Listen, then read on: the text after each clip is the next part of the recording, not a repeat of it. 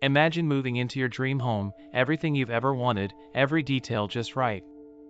But then, something lingers just out of sight, watching, waiting. This is the true story of the Black Monk of Pontefract, a haunting so terrifying, it became legend. The story begins in the unassuming town of Pontefract, West Yorkshire. The house itself, 30 East Drive, looked like any other on its quiet street, box hedges, a garden gate, a welcoming air for a family eager to begin a new chapter. It was the 1960s, and the Pritchard family, Jean and Joe, and their children Philip and Diane, moved in, blissfully unaware of what hid beneath their feet. For the first weeks, life was peaceful. New paint on the walls, laughter in the rooms, a future blooming. But Pontefract's land bore old, tangled roots. Stories would emerge of a monk, chained and executed centuries ago on these grounds, his spirit never leaving, chained by violence and unfinished rituals. Local whispers spoke of curses and shadows slithering through the night, but the Pritchards, modern and rational, laughed such talk away. One night, soft knocks echoed through the hallway. At first, Jean blamed the house settling, old timbers groaning in the Yorkshire wind. But the knocks grew louder, insistent, like skeletal fingers rapping from within the walls. Then, they stopped, until objects began to move of their own accord. A chair toppled in an empty room. Cups slid across the kitchen table, shattering against the floor. Lamps flickered then exploded, leaving the family in the sudden dark, heartbeats drumming in their ears. Philip insisted he'd seen a shadow dart out of sight. Jean, trying to comfort her children, found no reasonable explanations. It was Diane who saw him first, a black-robed figure, standing at the foot of her bed. The air grew icy, breath-clouding. She stared into cold, empty eye sockets set in a cracked, ashen face. The hooded monk's presence was suffocating, heavy with sorrow and rage. Diane screamed, but the vision faded into the dark. Jean and Joe tried to reassure her, dismissing it as a nightmare, until they saw it, too. Suddenly, the haunting escalated. Diane awoke bruised, strange handprints on her arms and neck. Joe, unable to ignore the disturbances, stayed up at night. Footsteps thumped up and down the stairs. Doors slammed violently, no wind, no one nearby. Shadows twisted along the walls, as if reaching for them.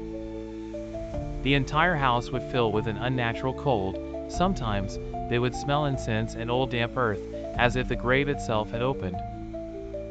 Neighbors complained of strange noises, laughter, tortured moans, persistent knocking that seemed to echo through the block. The local priest refused to bless the house, claiming the presence was too powerful. The family took to sleeping in shifts, one always awake and watching over the others. Nights became a waking nightmare.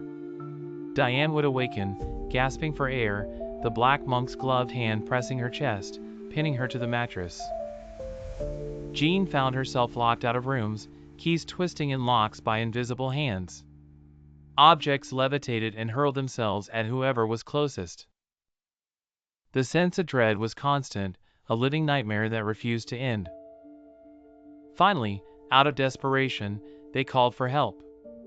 The police arrived, expecting a prank or a family in distress. What they found unsettled even the most staunch skeptics: heavy furniture sliding unaided, doors slamming, and unseen force yanking at their uniforms. The officers, hardened by years of real-world dangers, retreated white-faced and shaken. Word spread quickly. Journalists, paranormal experts, and skeptics flocked to the house. Some came to mock, others to prove their theories. Most left pale and silent. Reporters described icy spots that numbed their bones, whispers slithering between rooms, voices commanding, "Get out, leave now." Historians and occultists debated the origins of the curse. Some insisted the monk was a tormented spirit, murdered in secret rituals, his soul unable to rest. Others believed the home was a beacon for residual energy, fear and violence repeating in loops, forever hungry. A few suggested something more sentient lurked, an intelligence that fed on terror, delighting in the anguish it caused. As the months rolled on, the house claimed its own sinister personality. Visitors described being watched, shadowy figures flickering across the periphery. The temperature would plunge, breath frosting, the silence breaking only by sharp, mocking laughter from nowhere and everywhere. Objects launched across rooms, barely missing guests. At times, people felt invisible hands pushing them toward the door, or the sense of being smothered by despair. Locals began to cross the street rather than pass the house after dusk.